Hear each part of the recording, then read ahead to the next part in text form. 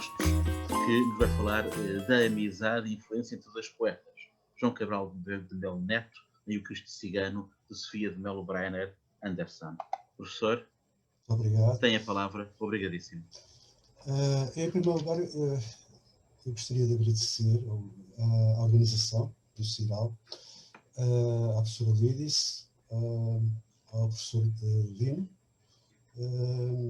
e todas as conferências. Eu não tenho assistido a grande parte delas, não pude infelizmente assistir a todas, mas todas que vi foram sempre muito interessantes, bastante informativas, enfim, o que torna este evento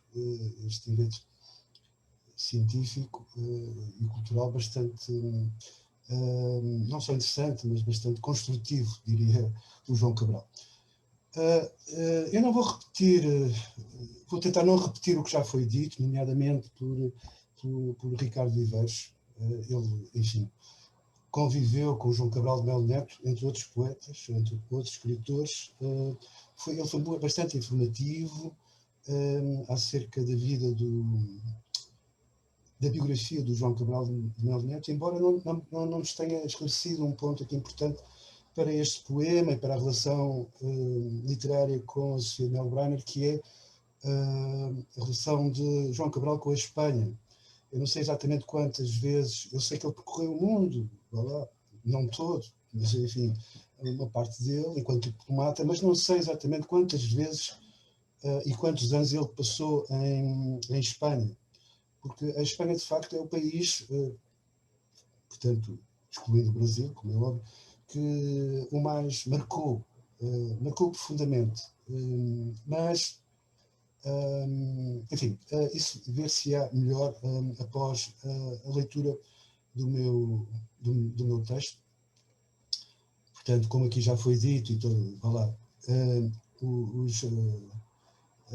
enfim, os leitores brasileiros do João Cabral sabem, menos os leitores portugueses, que o João Cabral Neto nasceu na cidade de Recife, a capital do estado nordestino de Pernambuco. E portanto, o Pernambuco, tanto quanto, infelizmente eu não conheço o Pernambuco, mas tanto quanto sei, é uma terra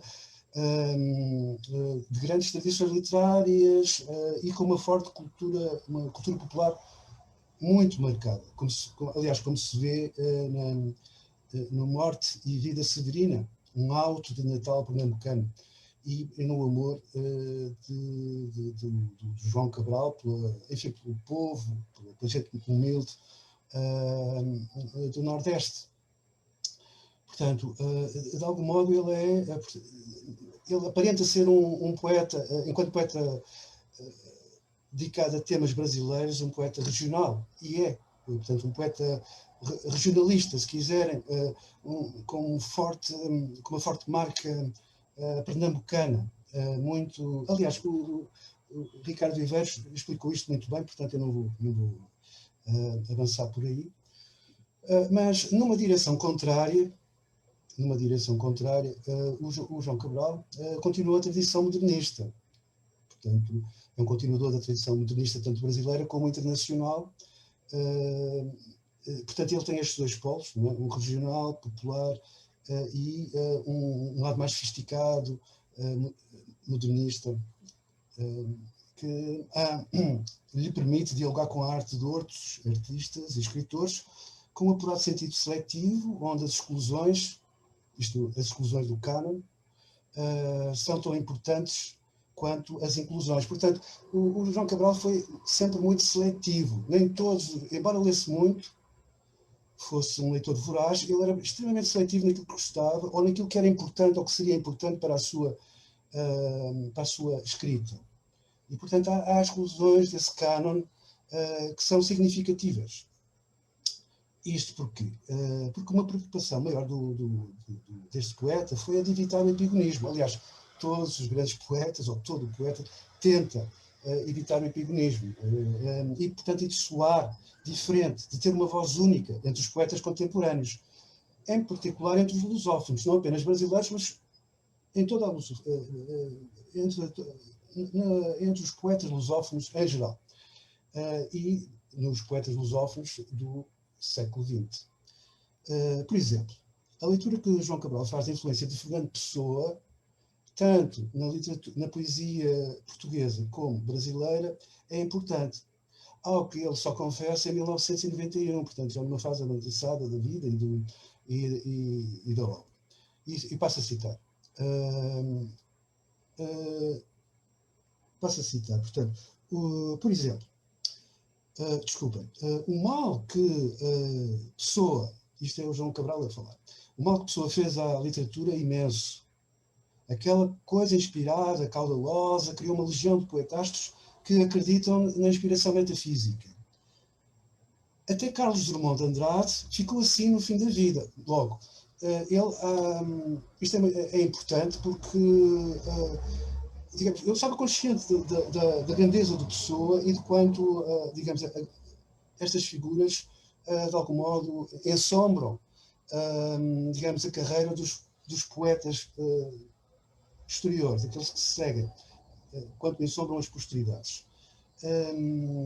Portanto, Pessoa não está presente na obra de João Cabral e não se pode dizer também que Portugal em si, enquanto tema, esteja presente na obra do João Cabral. Isto não quer dizer que ele não conhecesse Portugal, mas eu penso que há razões para isso, que tentarei explicar de modo sucinto. Dos poetas portugueses seus contemporâneos, poucos, ele cita sempre poucos poetas portugueses na obra. Eu encontro dois nomes de relevo entre os contemporâneos da sua geração: o Alexandre O'Neill, também muito marcado pelo surrealismo, e Sofia de Mel Brainer.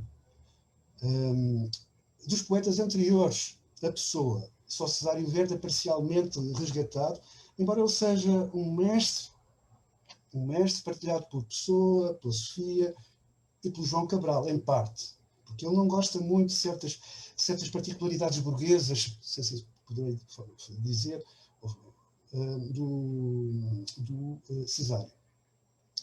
A cirúrgica tradição moderna portuguesa e internacional da poética de João Cabral ilustra as suas características cortantes. Eu estou a usar um léxico cabralino, portanto, cirúrgico, cortante, seletivo, de uma escrita que tem a faca, vejam, isto é as obras completas, para que estejam a ver, está aqui a faca, não é?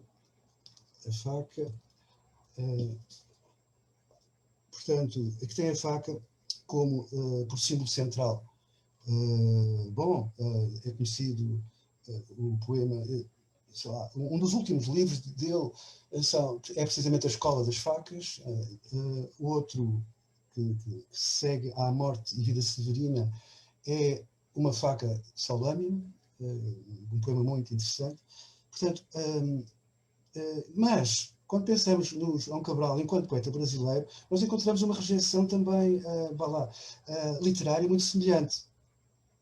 Portanto, uma semelhante rejeição é também observada no seu regionalismo brasileiro, onde a sua cultura privilegiada do norte, do nordeste, começa a norte do Rio São Francisco, ou seja, no Pernambuco, deliberadamente excluindo esse espaço, enfim, da sua tradição pessoal, o estado da Bahia e sua muito conhecida cultura.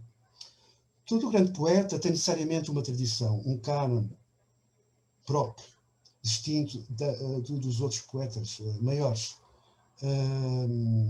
E este é obviamente, João Cabral ilustra muito bem esta procura de distinção, de diferenciação, de voz única. Parte da vida adulta do João Cabral, e eu não sei quantos anos de facto, foi vivida em Espanha enquanto diplomata, em particular na Andaluzia, e que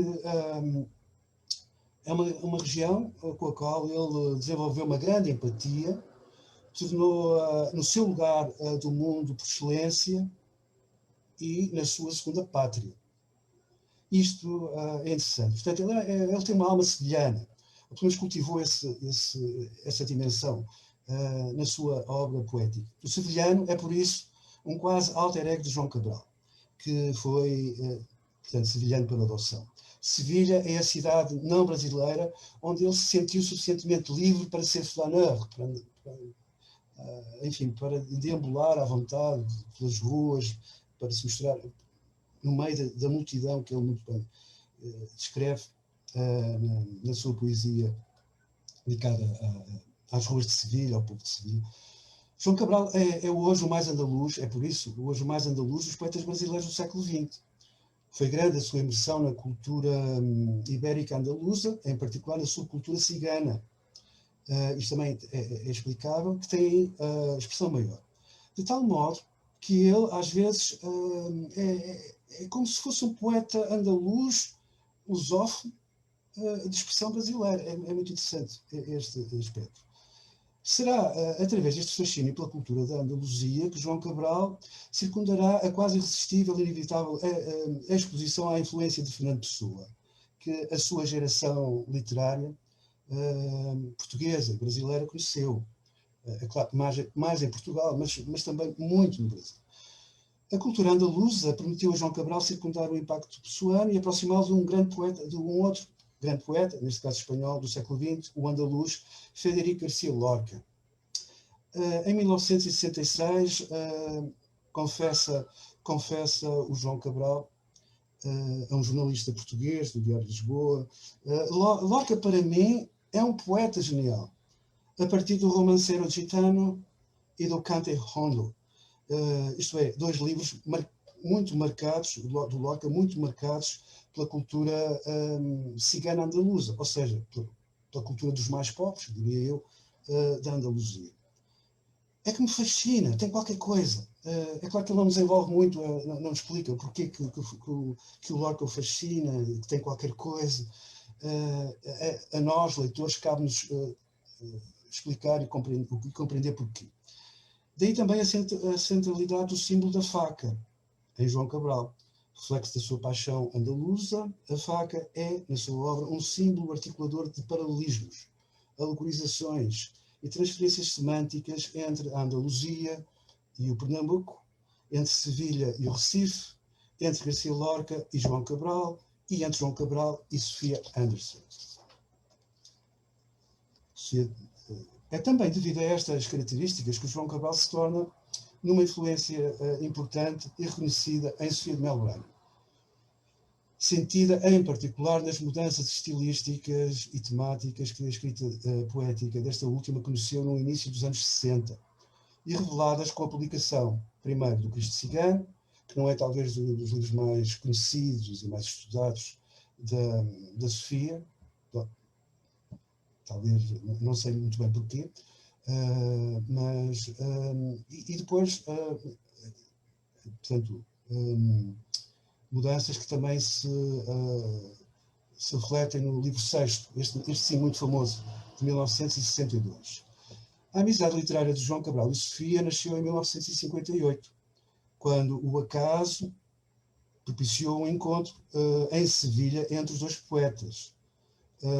Sofia vivia à época em Lisboa e numa festa, enfim, entre amigos, cruza-se com dois escritores brasileiros, o José Paulo Moreira da Fonseca e a mais conhecida Lígia Fagundes Teles, que iam precisamente para Sevilha ao encontro de João Cabral, e Sofia decidiu, portanto, acompanhá-los. Portanto, a Sofia descreve o primeiro encontro com o João Cabral na Plaza Maior do seguinte modo, cito: "No meio da confusão encontramos um senhor com um ar muito triste que me disse assim: gosto muito da sua poesia, tem muito substantivo concreto." Portanto, o João Cabral já conhecia a poesia da Sofia, mas o contrário talvez não fosse verdade. Aliás, a poesia da Sofia anterior ao encontro com o João Cabral, também ela é muito própria, como dizer, é muito marcada pela cultura clássica, portanto, pelo classicismo e pelo modernismo e pela influência e por formas clássicas assimiladas pelo modernismo. Logo, tem muito substantivo concreto. Isto, de facto, é importante porque é assim, mas a dicção da Sofia era outra, antes do encontro, ou da leitura da obra, da poesia do João Cabral. O Cristo Cigano lembra um poema escrito a duas mãos, por isso. Porque é um momento de assimilação da poética de João Cabral por parte da Sofia. De tal modo se ouve nele a voz poética de João Cabral. Paradoxalmente, e também pela ação da lei do acaso, será através dessa pequena sequência de poemas de Sofia que João Cabral se transforma em figura fictiva na poesia portuguesa. Essa poesia que ele tinha evitado, de algum modo, acaba por assimilá-lo e projetá-lo, digamos, na poesia portuguesa contemporânea, com um inesperado aparecimento intradiegético, enquanto narrador, em O Cristo Cigano. Como lembra Sofia, décadas mais tarde, a propósito da importância simbólica da faca na poesia de João Cabral, foi ele quem, cito, deu à fala portuguesa novo corte e agudeza. E continuando a citar Sofia, isto foi escrito em 1977, mas sua arte não é só olhar certo e oficina. E nele, como em Cesário, algo às vezes alucina. Isto pode ter a ver, obviamente, com a influência do surrealismo, aquele surrealismo contido, inspirador, que não transparece, a não ser talvez nos primeiros poemas do João Cabral, na primeira fase, que não transparece na forte ligação que ele tem ao real. Bom, avançando. De índole modernista, ecfrástica e intertextual, o Cristo Cigano evoca e funde sugestões e referências vindas das artes, da literatura, da poesia e das tradições orais populares. Os poemas contidos no livro foram escritos em Lisboa e Sevilha de 1958 a 1961. 3 anos demorou o livro, portanto, a ser concebido. Ou seja, que não é um livro muito grande. Aliás, é um livro bastante conciso, pequeno. Ou melhor, a obra em si, o poema em si. E embora não existam referências nele a Federico Garcia Lorca, o Cristo Cigano evoca o cante rondo, o canto fundo, portanto, o canto do flamenco, se quiserem, e o duende. O duende é, digamos, uma forma, um processo xamânico, através do qual os cantores de flamenco, por exemplo, os dançarinos, entram numa espécie de êxtase inspirador.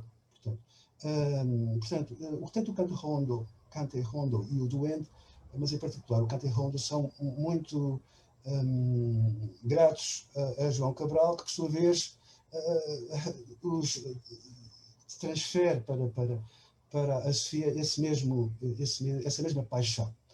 Para além de recriar uma lenda andaluza, o poema de Sofia é também uma reflexão sobre as origens dos impulsos criativos e do quão trágicos estes podem ser.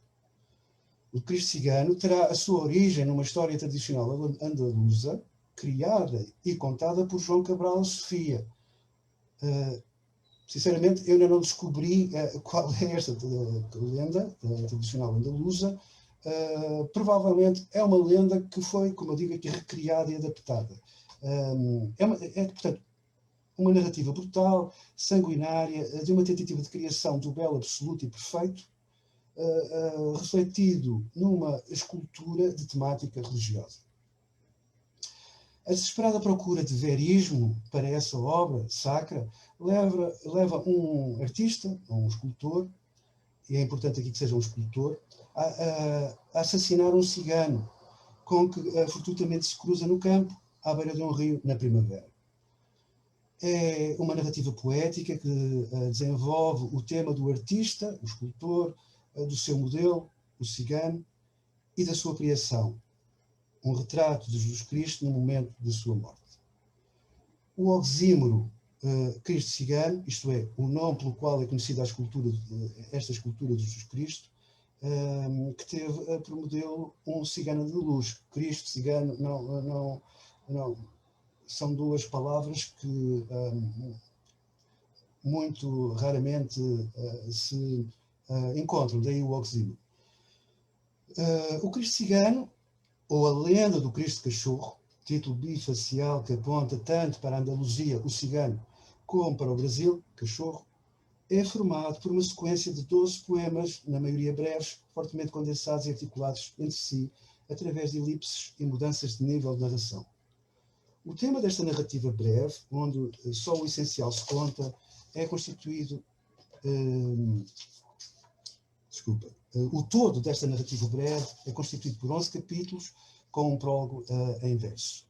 Um poema dedicatório a João Cabral, escrito para a segunda edição do livro, 78, pode ou não ser entendido como parte da sequência, pois está excluído na versão do Cristo cigano, incluída na edição de 2015 da obra poética de Sofia. Portanto, Sofia também tinha este hábito de rever, por vezes reescrever os seus poemas, e tal acontece com o Cristo cigano, com o qual ela parece ter tido uma relação de amor-ódio com este poema. O prólogo corresponde ao primeiro nível introdutório da narrativa poética e é enunciado por Sofia, que apresenta João Cabral enquanto narrador de segundo grau da lenda andaluza do Cristo cigano. A palavra faca é o título deste poema prólogo, e aí Sofia imita o estilo de João Cabral antes de dar a voz enunciadora. A palavra faca, cito, a palavra faca, de uso universal, a tornou tão aguda o poeta João Cabral que agora ela aparece azul e afiada no gume do poema, atravessando a história por João Cabral contada. A sequência poética, fim de citação, a sequência poética evoca assim, logo no seu início, a imagem símbolo cabralino da faca, que literalmente a irá atravessar a história. O gume da faca também lembra de imediato o poema longo de João Cabral, de 1955, Uma Faca, Só Lâmina. Arquétipo tanto dos instrumentos de criação como dos de destruição, a faca é o símbolo por excelência da escrita poética de João Cabral, sua imagem de marca, a qual após o Cristo cigano passará a ser também presença pontual na poesia de Sofia. Enunciado pelo poeta João Cabral, o primeiro poema da sequência, O Escultor e a Tarde, lembra no seu início as convenções de uma lenda ou conto tradicional, aliás, como o último poema da sequência. A situação arcádica e primaveril, descrita nestes primeiros versos, dá gradualmente lugar a um final sombrio e ominoso. Cito, no meio da tarde, um homem caminha. Tudo nas suas mãos se multiplica e brilha. Fim de citação. Evocando o célebre poema de Lorca, às 5 da tarde, sobre a morte de um toureiro às 5 da tarde. Neste poema inicial, o escultor é-nos apresentado como um homem caminhando no meio da tarde, como se esta tivesse sido cortada ao meio com uma faca. Do seu corpo só as mãos se salientam, mãos transformadoras, um homo faber, capaz de tudo dar luz e brilho, um artífice com o poder de tudo multiplicar, com o auxílio de uma subentendida faca. O homem vive num tempo de maturidade e satisfação. O fruto interiormente aceso, com a sua capacidade escultórica e com a vida que o rodeia. No final deste pequeno poema narrativo, sublinha a transformação do homem em escultor. No meio da tarde, o escultor caminha, já não é o homem, é o escultor. Mas esta plenitude do ser é fugaz, pois dá lugar à força ominosa, fantasmática, transcendente e determinista do fado, da moira. Cito, por trás de uma porta que se abre sozinha, o destino também como na Morte e Vida Severina, o destino espera, e depois a porta se fecha gemendo sobre a primavera. O destino surge aqui personificado por trás de uma porta que se abre sozinha e se fecha gemendo, como uma faca de mola, talvez em vias de ferir alguém, anunciando não a crueldade da primavera, mas o fim da idade da inocência de um homem transformado em escultor. A ideia de destino domina o segundo poema da sequência e é ainda narrado pelo poeta João Cabral. Cito: o destino eram os homens escuros que assim disseram: tu esculpirás seu rosto de morte e de agonia, seu com S maiúsculo. Sabemos que ao destino ninguém escapa, embora o artista desconhecesse tratar-se aqui de um encontro com o seu destino. O que de facto se escreve é um encontro com os homens escuros, os clientes do próximo trabalho do escultor. Embora a escuridão das suas roupas ou silhuetas se reflitam no escuro interior da casa onde o escultor entra, e que pode ser ou não ser a sua. O destino, isto é, o poema em si, o destino, a segunda secção, particulariza-se passando do plano alegórico para o identitário. O destino, quem era o destino? O destino eram os homens escuros. O narrador, o poeta João Cabral, sabe que o destino do escultor, sabe qual é o destino do escultor, mas este não, obviamente. É representado por aqueles homens escuros. Portanto,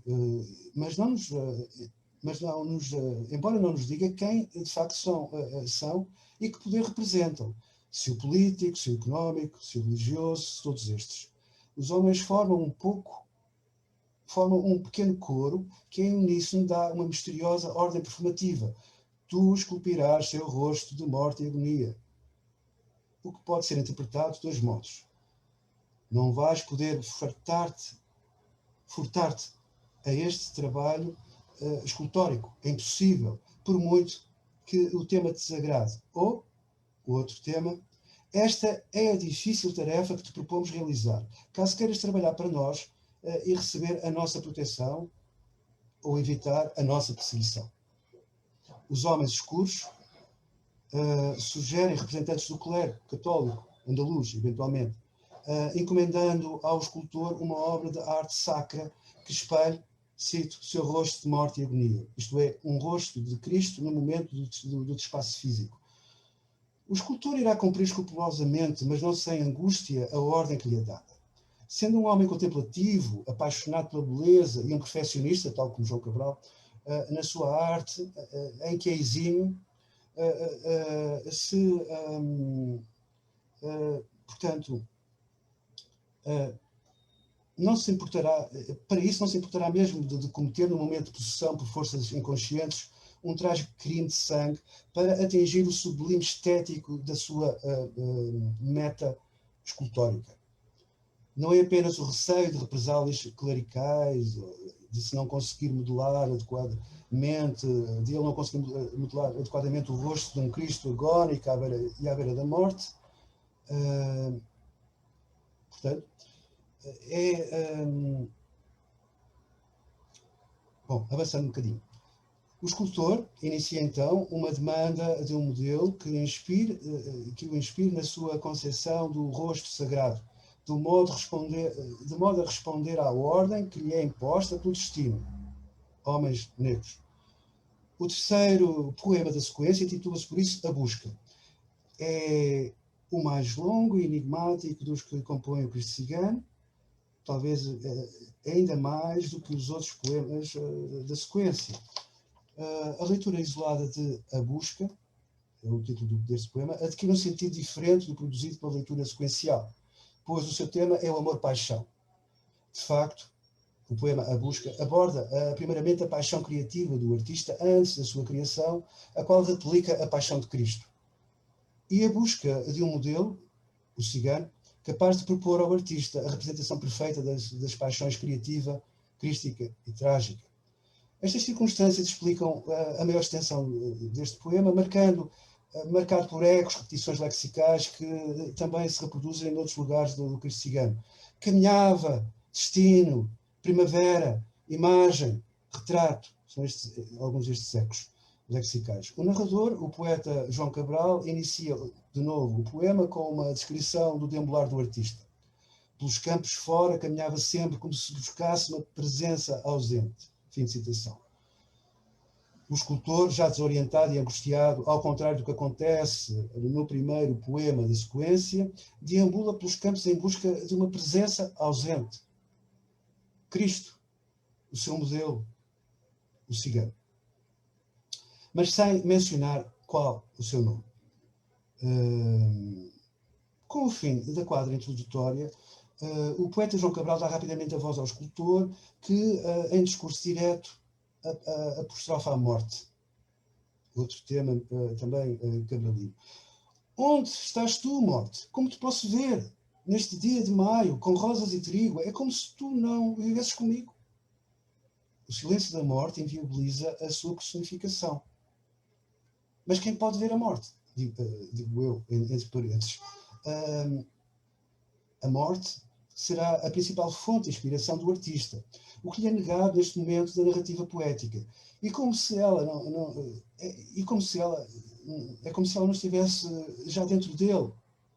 Como pensar a vida sem a morte? É outra pergunta que eu coloco. A morte contrasta com as rosas e trigo, com a afirmação de vida denotada pelo nascimento primaveril, pois é difícil imaginar a coexistência entre a vida e a morte na primavera, pois esta situação pode conotar, ou conota, dor anímica profunda, perda, desorientação, desespero. O artista sabe que a morte está fora dele. O artista sabe que a morte não está fora dele, que vive dentro dele. Por isso, esta busca da morte fora do eu é inútil, pois também ela é uma presença ausente. Esta consciência não impede que a apóstrofe à morte, que é também um monólogo interior, continue em tom de queixume. A ti me enviaram, és tu, meu destino, mas adiante da vida eu não te imagino. A morte é, por excelência, a experiência inimaginável. Bom, se o tempo está esgotado, obrigado pela informação. Eu terei que passar rapidamente para a conclusão, ou seja, a busca, de facto, há um encontro inesperado com o cigano, que deixa, digamos, o